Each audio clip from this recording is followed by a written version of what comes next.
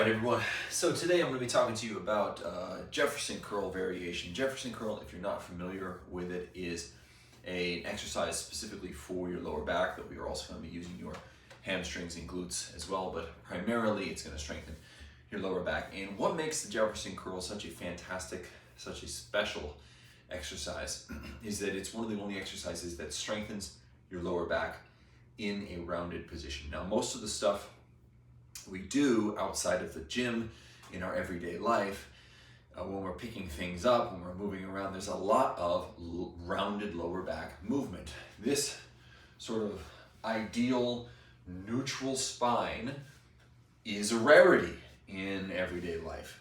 A lot of the time, it's stuff that looks like this, where your lower back is not in what would be called an ideal position. But that doesn't mean we shouldn't be strong there. In fact, that means we should be extra strong there. We should spend more time cultivating strength in that position or throughout that range of motion with your back not neutral. Okay, so the traditional Jefferson curl is going to involve standing on something that elevates you so that you can descend below you where your feet are, right? And then the idea is with your knees somewhat soft, so we don't want our legs fully locked out here, softish knees, you're allowing your hands to track down the fronts of your legs until they get past your toes, and then you're drawing them back up. Now, the crucial point here is the rounding of my lower back. My lower back is not neutral during this process. I'm being mindful of moving each vertebrae individually, almost like they are a string of connected balls or whatever you want to call it. And if I have this string of these balls, they're moving like, right, one at a time rather than as a solid rod. Same thing on the way back up. On the way back up, I'm going one vertebrae at a time, rolling my way back up. And this is your standard Jefferson curl. Obviously, you can add weight to this. You can progressively overload it. It will also increase your flexibility in your hamstrings significantly. Now, what I want to introduce today is something I think might even be better for most people out there. And it doesn't require the step, and it doesn't require the weights.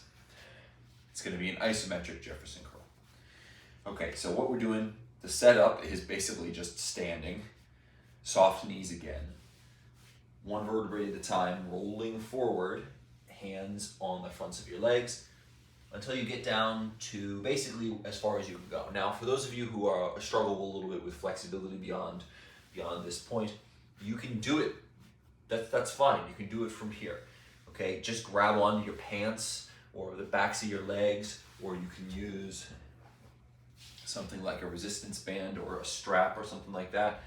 The goal here is actually to not stretch the resistance band. Okay, the goal would be to come down so far that the resistance band doesn't really stretch that much. It's not all that pliable. You could even double it over, right? You could even use it like this to make it extra rigid.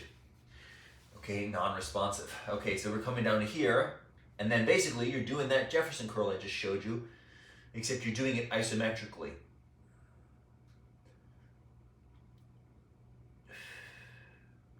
Right there. Now, if you do have the flexibility, you'd come down and you'd grab a hold of the toes, just under the toes, something like this. And again, you're trying to roll your way back up. Roll your way back up. Okay, I'm not trying to raise my shoulders.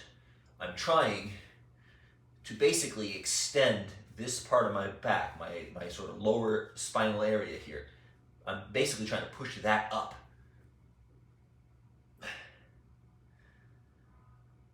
Okay, and then you can move into dynamic following that if you like.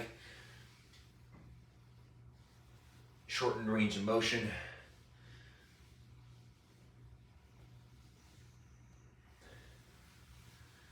All right, now why is this so effective? Well, in a traditional Jefferson curl, the resistance that you're working against is the resistance of your upper body weight and whatever you might be holding in your hands. And so you progressively overload it from there.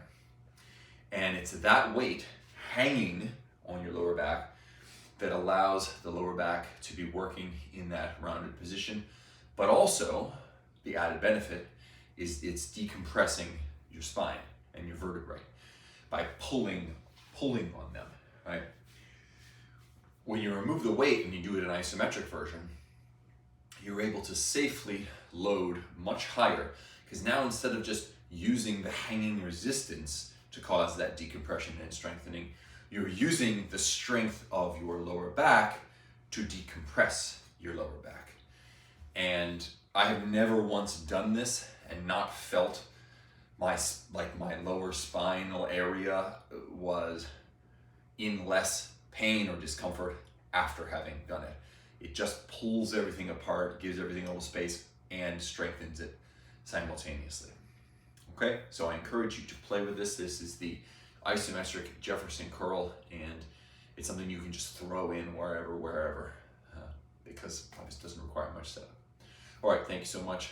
I appreciate you taking the time to like or subscribe or comment or whatever it is you people do these days, and I'll catch you next time.